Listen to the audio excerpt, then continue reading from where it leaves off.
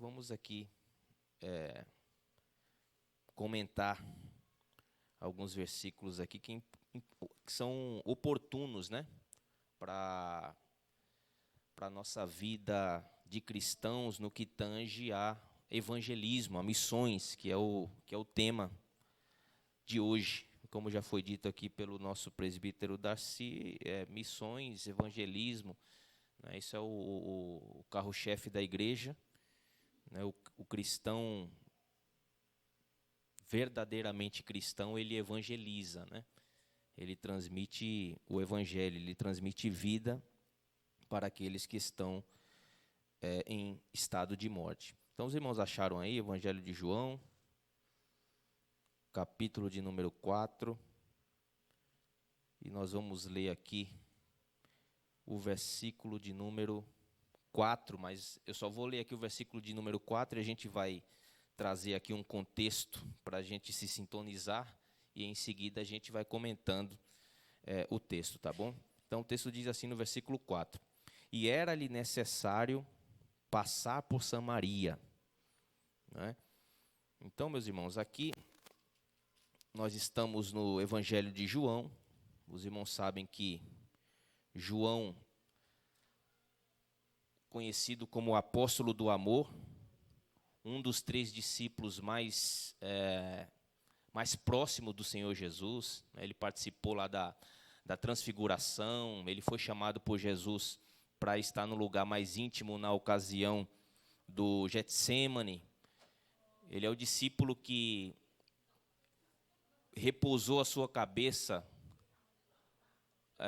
sobre o peito de Jesus, né? Foi o discípulo que recebeu de Jesus a responsabilidade, né, de tomar conta de Maria, a mãe de Jesus. Então, esse aqui é João, né?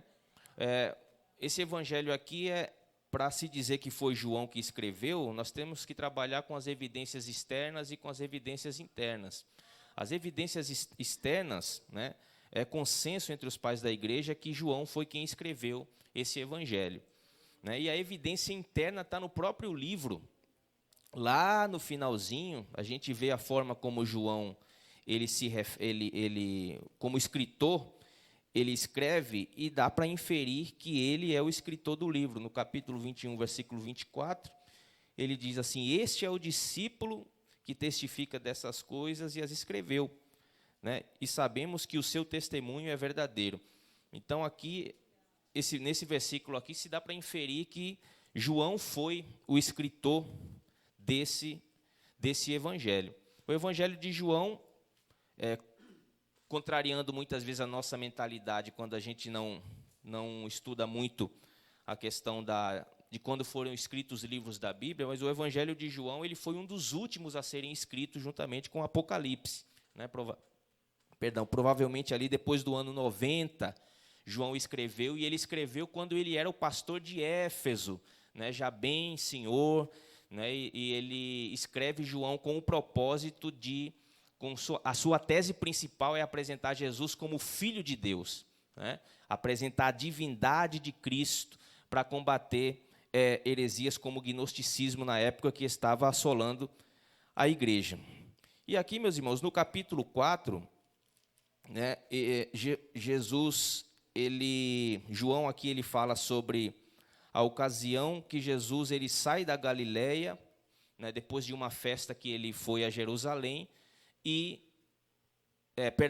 sai de Jerusalém, né, uma festa que houve em Jerusalém, e ele retornaria para a Galileia. No caso, Jerusalém ficava ao sul, né, e ele iria para a Galileia, que estava ao norte.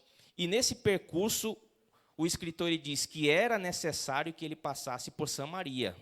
Aqui nós estamos no primeiro ano do ministério de Cristo, tá?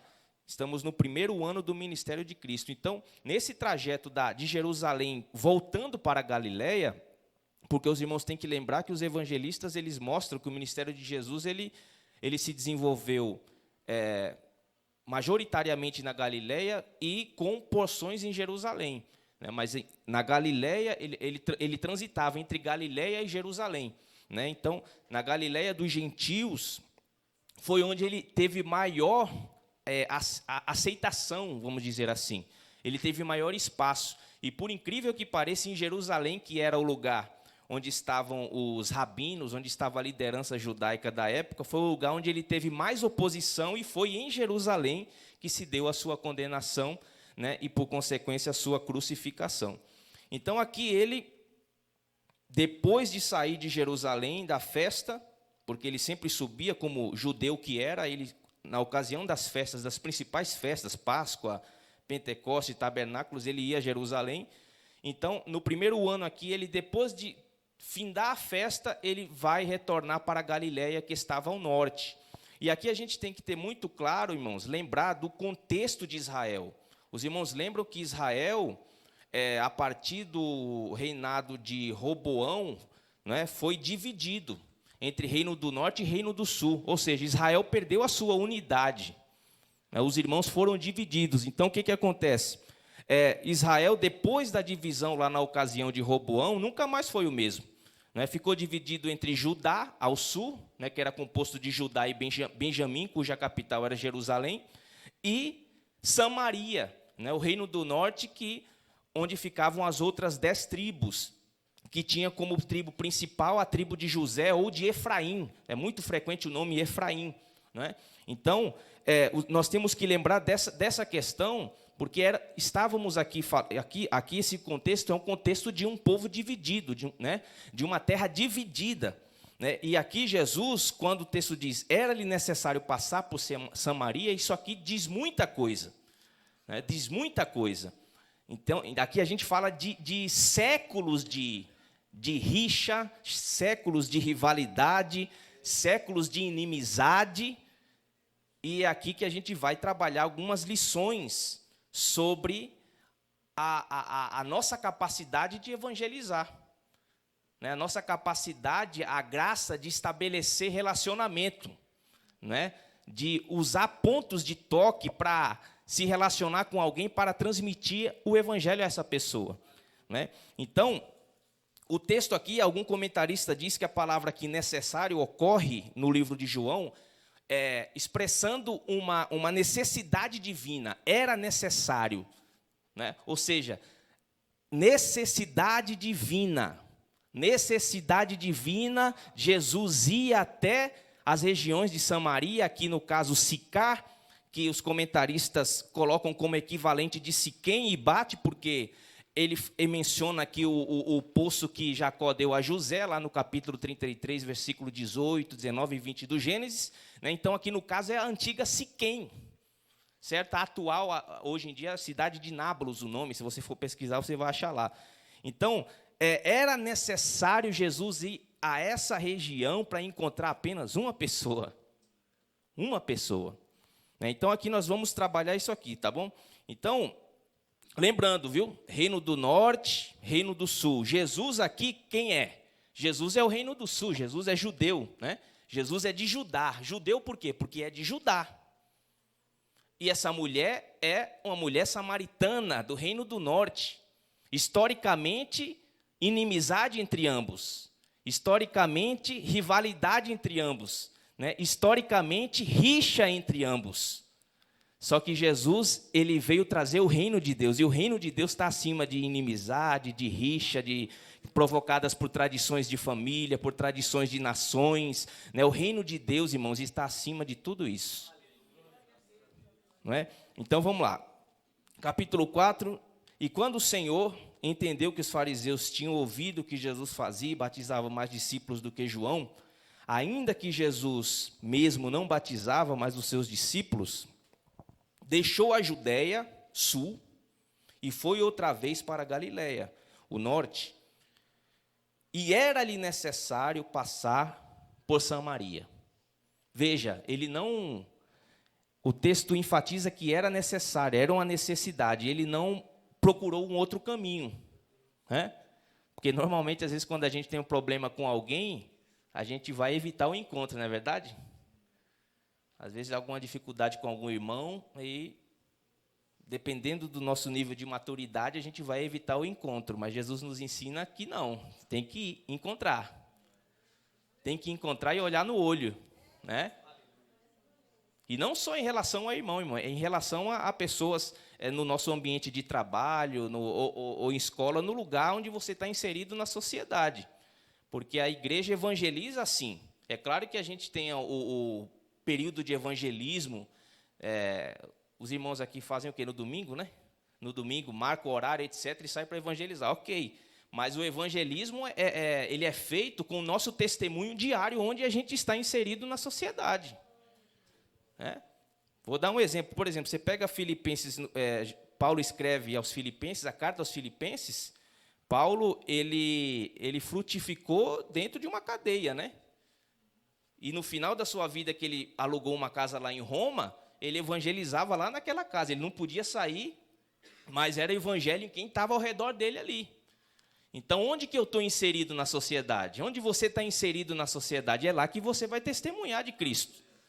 Às vezes, você não precisa nem ficar falando pelos cotovelos, é a sua postura, né? A forma como você se posiciona, como você anda, como você se porta, como você fala, as pessoas vão ver a diferença.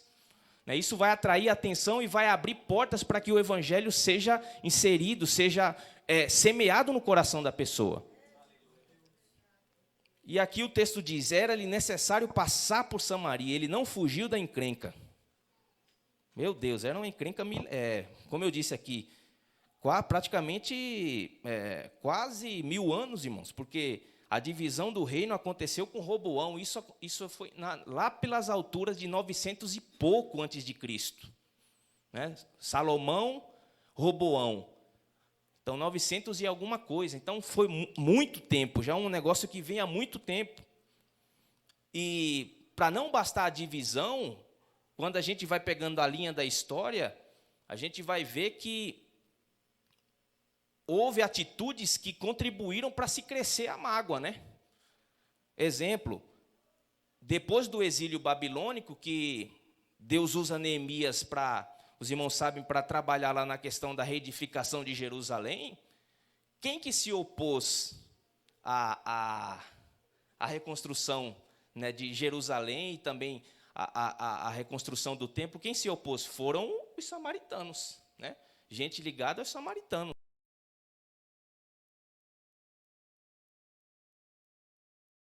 Eles tinham como centro da sua religião Jerusalém, lá onde estava o templo, e os samaritanos não concordavam, não. O centro é Gerezim. Tá? Então, havia essa rivalidade entre os dois. Então, eles se opuseram até ao plano de Deus, porque Neemias foi levantado por Deus e eles se opuseram. Então, houve ações que contribuíram para aumentar o problema, para aumentar a inimizade, para aumentar a rixa. E Jesus, ele sabia de tudo isso. Olha a mente de Jesus, que coisa maravilhosa. Olha a mente de Jesus. Por quê? Porque Jesus aqui está demonstrando como Messias que ele não é o Messias apenas dos judeus. Os homens, eles dividiram lá atrás, foi dividido. Só que Jesus aqui, ele está juntando, irmãos. Lá atrás se espalhou, Jesus está aqui juntando. Está unindo as partes. Está falando, olha, eu sou para judeu, mas eu sou para vocês samaritanos também. O propósito do Pai é para os judeus, mas também é para vocês samaritanos também. Eu estou vindo buscar vocês. E o ponto de toque dele é a pessoa mais improvável que a gente poderia imaginar. Vamos caminhar. Então, era-lhe necessário passar por Samaria. Foi, pois, a uma cidade de Samaria chamada Sicar, né, que eu falei aqui, Siquém, junto à herdade de Jacó, que tinha dado a seu filho José. E estava ali a fonte de Jacó. Jesus, pois, cansado do caminho, olha a sua humanidade aqui, assentou-se assim junto da fonte. Era isto quase a hora sexta, meio-dia. Então, veja, a humanidade de Jesus aqui, para expressar a sua divindade. Né? Na sua humanidade, ele estava tendo uma ocasião para expressar a sua divindade e os propósitos eternos de Deus. Veio uma mulher de Samaria tirar água. Né? Havia uma distância de Samaria para Sicar. Disse-lhe Jesus, dá-me de beber. Então, aqui Jesus, ele toma atitude e estabelece diálogo. E é sempre assim, né? Foi Deus que veio até nós. É Deus que toma atitude. Né? É Jesus que vem até nós. Nós somos os transgressores, os criminosos, e ele veio até nós. Uma vez que nós somos alcançados por esse Jesus, alcançados por esse amor, aí nós é que temos que ir até os nossos transgressores, né? Nós que temos que ir até os opositores, nós que temos que ir até aqueles que muitas vezes a gente acha que não vai ter jeito, mas somos nós que temos que ir até eles. Nós não temos que esperar que eles venham, nós que temos que ir até eles. E Jesus estabeleceu o contato, disse: dá-me de beber. Ele usa do material, do visível, como ponto de toque para transmitir o imaterial, o invisível. Dá-me de beber. Versículo 8, porque os seus discípulos tinham ido à cidade comprar comida. Certamente, irmãos, aqui Jesus ele mandou a galera ir para a cidade comprar comida. Por quê? Porque essa mulher não ia falar com Jesus se ele tivesse acompanhado. E aqui a gente entra em outra questão, né? O encontro que nós temos com Deus é quando é nós e Ele. Quando não tem terceiros, né? Nem quartos, nem quintos, é nós e Ele. Lembra de Jacó no Val de Jaboque? Depois que ele passou todo mundo, só ficou ele para passar. Aí foi o momento que Deus, numa teofania ali, apareceu e eles entraram em luta. O melhor encontro que nós temos com Deus é quando estamos a sós. Então, Jesus, ele colocou o pessoal para trabalhar, para comprar comida, para ficar sozinho com aquela mulher. Para que não houvesse nenhuma interferência, nenhum atrapalho, para que a conversa fosse clara, né? E ela entendesse o plano de Deus para a vida dela. Aí diz aqui, disse-lhe, pois, a mulher samaritana, como sendo, olha aqui, ó, ela ficou sem entender. Essa rixa de todo esse tempo, como sendo tu judeu, me pedes de beber a mim, que sou mulher samaritana? Nós somos rivais, né? Nós somos inimigos. Como é que pode isso? Aí o texto aqui entre parênteses diz, porque os judeus não se comunicam com os samaritanos. É claro, irmãos, que aqui não era uma rixa a ponto de não se falarem de jeito nenhum, porque o versículo 8 desfaz isso, né?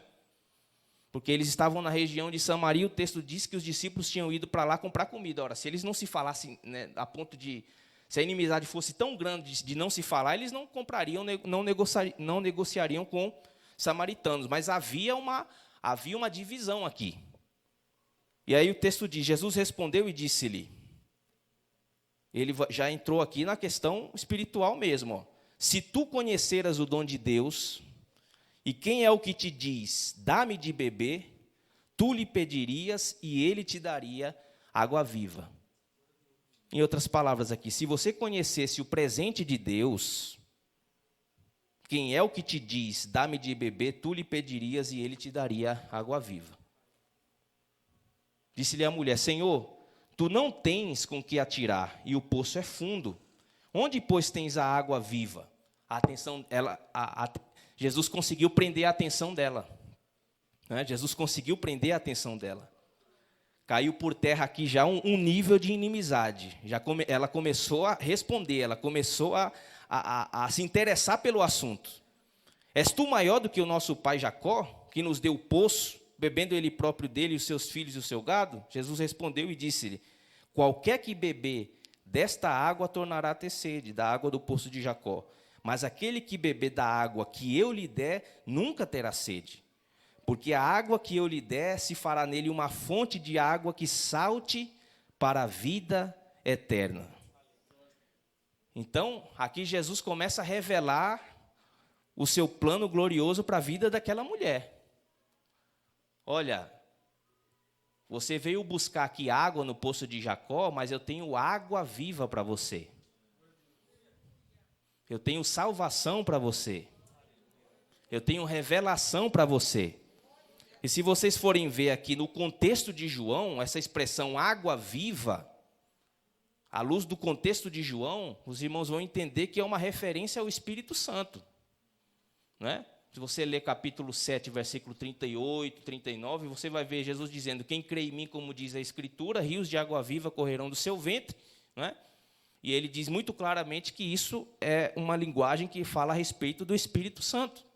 Por quê? Porque o dom, essa dádiva que Jesus se refere aqui, o dom, o Espírito Santo é um dom, e só Jesus pode dar o Espírito Santo ao ser humano.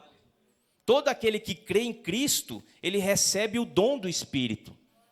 Você vê isso lá no capítulo 2 de Atos, quando Pedro prega, diz assim: arrependei-vos dos vossos pecados e recebereis o dom do Espírito, ou seja, recebereis o presente do Espírito. O Espírito é um presente dado àquele que crê na pessoa de Jesus Cristo. Então ele está falando aqui das coisas do reino de Deus. Ele usa de um contexto natural para transmitir o sobrenatural. Transmitir o invisível, o atemporal, aquilo que não perece.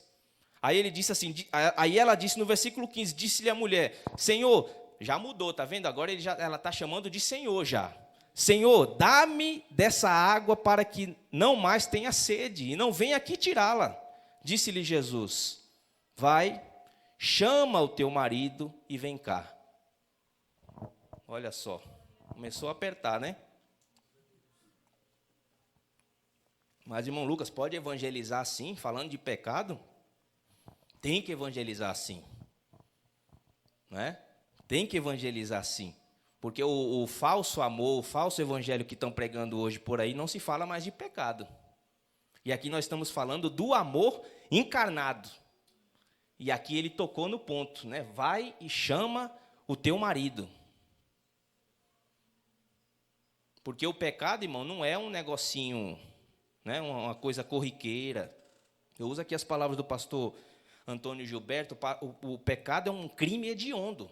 Nós somos os criminosos do universo, irmãos. Nós merecíamos a condenação, nós merecemos a condenação. Nosso crime é tão grave que Deus teve que matar o seu filho no nosso lugar para que a gente tenha acesso a ele hoje. É porque Deus não tem o culpado por inocente. Como é que Deus iria me perdoar? Jesus teve que morrer no meu lugar para Deus poder me perdoar. Então eu disse aqui: vai, chama o teu marido e vem cá. Porque Jesus estava querendo que essa mulher fosse útil nas mãos dele.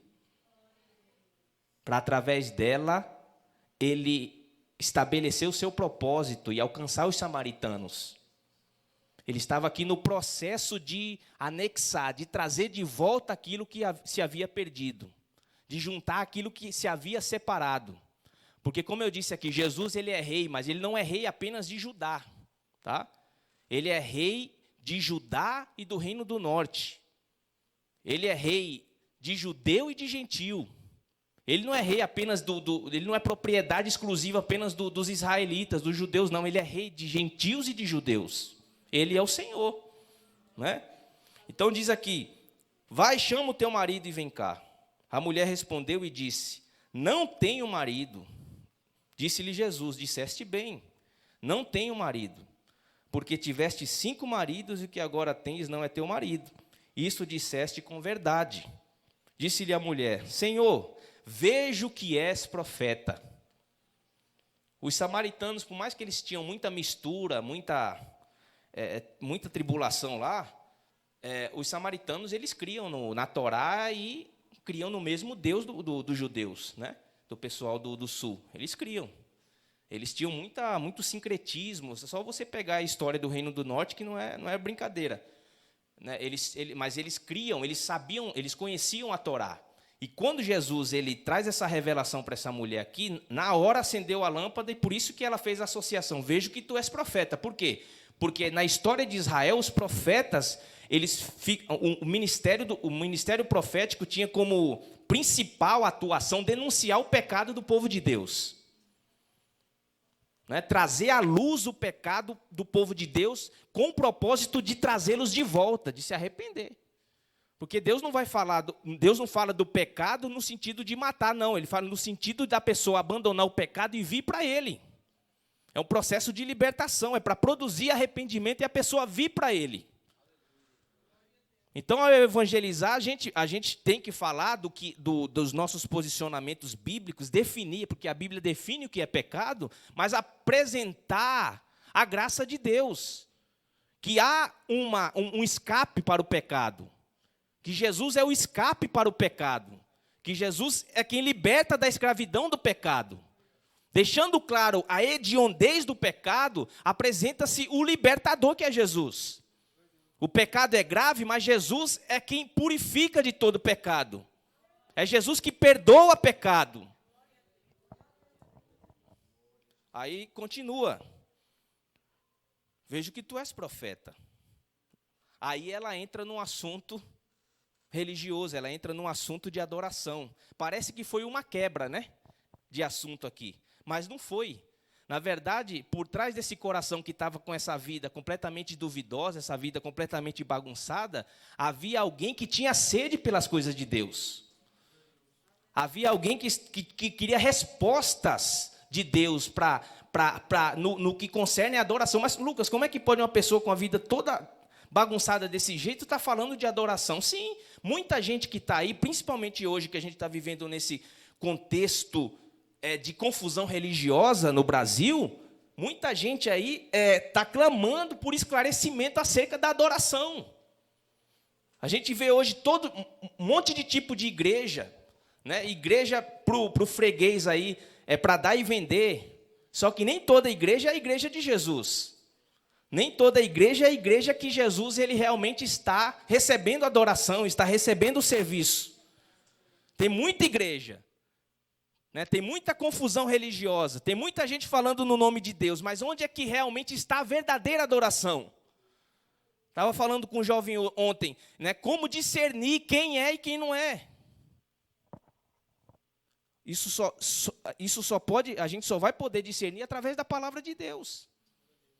Conhecer a palavra de Deus para poder identificar uma igreja que é e aquela que não é. Então a mulher ela veio com essa pergunta. Nossos pais adoraram neste monte, e vós dizeis que é em Jerusalém o lugar onde se deve adorar. Disse-lhe Jesus: mulher, crê-me que a hora vem, e que nem neste monte, nem em Jerusalém adorareis o Pai. Vós, samaritanos, adorais o que não sabeis. É adoração sem conhecimento. Porque os judeus têm as vantagens. E Paulo fala isso em Romanos 2, né? Eles tinham a lei, eles tinham o templo, eles têm maior instrução. Vós adorais o que não sabeis, nós adoramos o que sabemos, porque a salvação vem dos judeus. Vem dos judeus. Jesus é judeu. Aí ele disse: mas a hora vem, e agora é, em que os verdadeiros adoradores adorarão o Pai em espírito e em verdade. Porque o Pai procura tais que assim o adorem. Deus é espírito, e importa que os que o adorem em espírito e em verdade. Aqui, irmão, Jesus já estava dando uma antecipação da essência, porque é o seguinte: os irmãos sabem que o templo, o tabernáculo, todo o aparato do Antigo Testamento, o escritor aos Hebreus disse que aquilo ali é a sombra. É a sombra. Né? E aqui Jesus ele já dá uma antecipação para essa mulher da essência. Olha, mulher, a adoração a Deus não está presa a templo, nem em Gerezim, nem em Jerusalém. Se adora a Deus em espírito. Não tem localização geográfica. Então ele já está trazendo uma antecipação aqui para essa mulher. Nós sabemos que a concretização disso aconteceu após a sua morte e ressurreição. Né? Após a sua morte e ressurreição.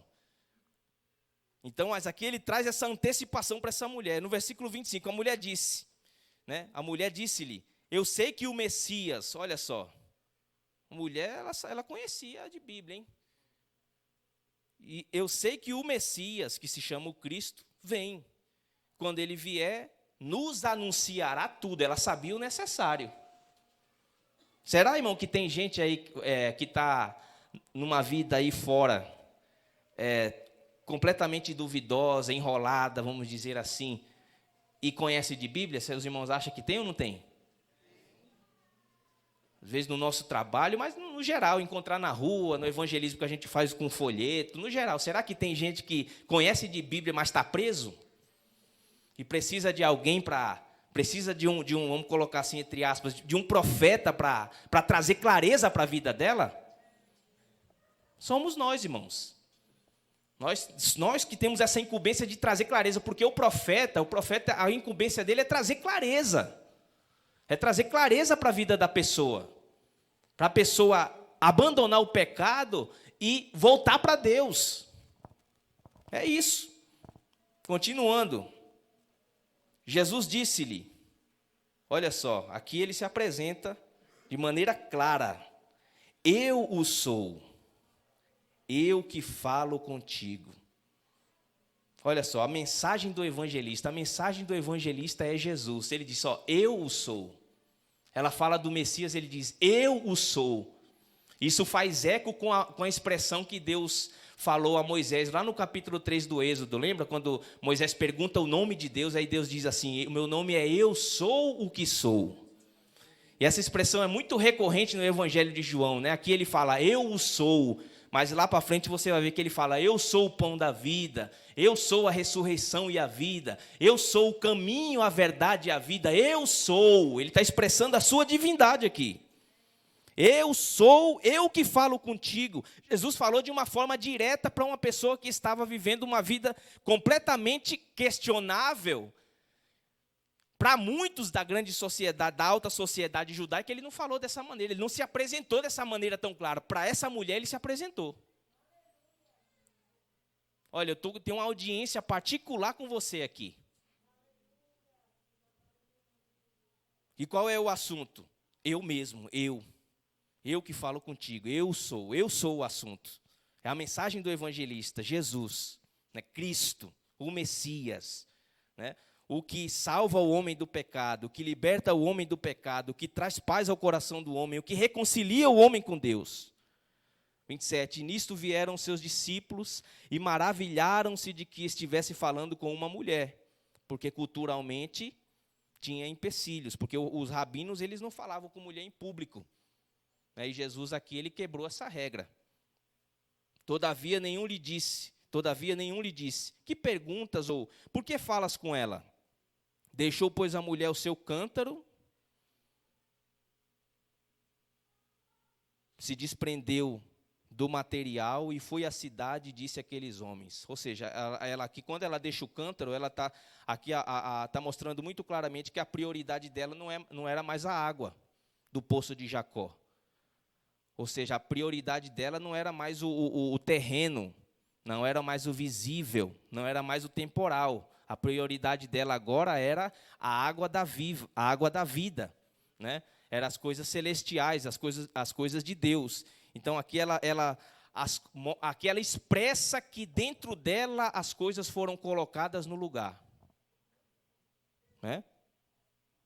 Então diz aqui, deixou, pois, a mulher o seu cântaro e foi à cidade e disse àqueles homens, quem é atingido pela água da vida, vai transmitir para outros. Vinde, vede um homem que me disse tudo quanto tenho feito. Porventura não é este o Cristo? Saíram, pois, da cidade e foram ter com ele. Olha, através de uma mulher veio um monte. Não é? Então, às vezes a gente, através de uma pessoa, essa pessoa que foi alcançada é que alcança um monte, que traz um monte, né?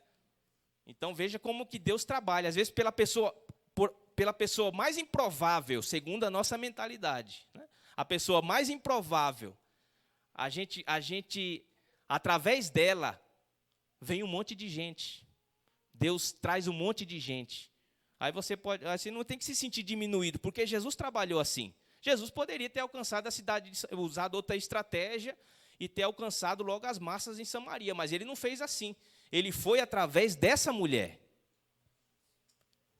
E através dessa mulher, essa mulher que foi a responsável por apresentar Jesus aos seus concidadãos. Ela chamou a atenção, né? Então, às vezes Lucas vai ganhar 1, né? E esse 1 que eu ganhei é que vai ganhar 100. E eu não tenho que me sentir enciumado por isso, irmão, né? que ele cresça e eu diminua. É cada um trabalhando na sua função. Né? Então, diz o texto aqui, entretanto, os seus discípulos lhe rogaram, dizendo, Rabi, come. Ele, porém, lhes disse, uma comida tenho para comer que vós não conheceis. Então, os discípulos diziam uns aos outros, trouxe-lhe, porventura, algo de comer? Os discípulos estavam com a mente, muitas vezes, né, com a mente nas coisas daqui. Jesus disse-lhe, a minha comida é fazer a vontade daquele que me enviou e realizar a sua obra. É trazer os samaritanos de volta para o propósito, de volta para a congregação, porque você vai ler lá em Efésios capítulo 2, Paulo falando que em Cristo os dois povos foram feitos um. É um povo só. Em Jesus se une. Lá com Roboão se dividiu, mas vai chegar o tempo que, sob o reinado de Jesus, o soberano de toda a terra, haverá uma única congregação. E ele reinará de mar a mar. Continuando, Jesus disse-lhes, versículo 35, perdão, não dizeis vós que ainda há 4 meses até que venha a ceifa? Eis que eu vos digo, levantai os vossos olhos e vede as terras, que já estão brancas para a ceifa. E o que ceifa recebe galardão e ajunta fruto para a vida eterna, para que assim o que semeia como o que ceifa, ambos se regozijem. Os dois trabalham unidos, o que semeia e o que ceifa. Porque nisso é verdadeiro o ditado, que um é o que semeia e outro o que ceifa. E vos enviei a ceifar onde vós não trabalhastes, outros trabalharam e vós entrastes no seu trabalho. Então aqui ele está falando dos samaritanos, né, a geração que eles estavam diante dos seus olhos. É que nem a nossa, irmãos. Estão aí, ó, os campos estão cheios, estão diante dos nossos olhos. E são 2 tipos de trabalhadores, os que semeiam e os que ceifam. Aqui Jesus está falando, olha, vocês vão colher onde vocês não plantaram. Por quê? Porque quem estava plantando aqui era Jesus e a mulher. Né? E depois que o Jesus morresse e ressuscitasse, essas pessoas que foram alcançadas aqui iam ser cuidadas pelos apóstolos, pela igreja em Atos dos Apóstolos. Né? Então, os que ceifam, os que semeiam e os que ceifam. Às vezes nós vamos ceifar onde nós não plantamos e vice-versa. Mas o importante é estar ou semeando ou ceifando. Né?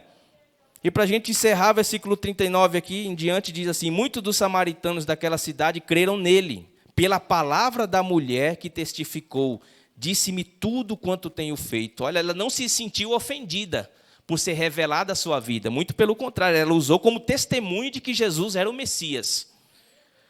Indo, pois, ter com ele os samaritanos, rogaram-lhe que ficasse com eles. E ficou ali 2 dias. Então, ouvir falar de Jesus dá vontade de ficar com Jesus. Uma vez que nós ouvimos falar dele, uma vez que nós fomos alcançados pelo seu amor, que nós sentimos o nosso coração arder com a sua palavra, nós não abrimos mão da sua companhia. Nós queremos Jesus. Foi a ocasião dos discípulos de Emaús, né? Jesus fez menção que ia passar e eles disseram, fica conosco. Né? Então é isso. E muito mais creram nele por causa da sua palavra. E dizia a mulher, já não é pelo teu dito que nós cremos, porque nós mesmos o temos ouvido e sabemos que este é verdadeiramente o Cristo, o Salvador do mundo. Ou seja, é isso que importa o ser humano saber, que Jesus é o Cristo, o Salvador do mundo. É isso que é essencial saber. Você pode até não saber muita coisa, mas se você souber disso, é o que interessa. Não adianta saber muita coisa sofisticada e não saber disso, como tem muita gente que sabe muita coisa sofisticada, mas não sabe disso. O importante é saber isso aqui. Né? Ah, mas pode saber coisa sofisticada? Claro, você pode saber muita coisa sofisticada, mas que você saiba que Jesus é o Cristo, o Salvador do mundo. Do mundo. Todo aquele que crê na sua palavra tem acesso a Deus, tem perdão para os seus pecados. O alcance do sacrifício de Jesus é universal. Agora, a sua aplicação é para quem crê. Nem todos creem. Nem todos ouvem e creem na palavra de Deus. Tem gente que dá de ombro, mas foi falado para ele, foi falado para ela. No dia do juízo isso vai ser mencionado. E quem evangelizou vai dizer, olha, nós falamos para ele sim. Ó, meu servo te evangelizou. Não, mas eu nunca tive chance. Teve sim, tal dia, tal hora, na rua tal. Então o importante é saber.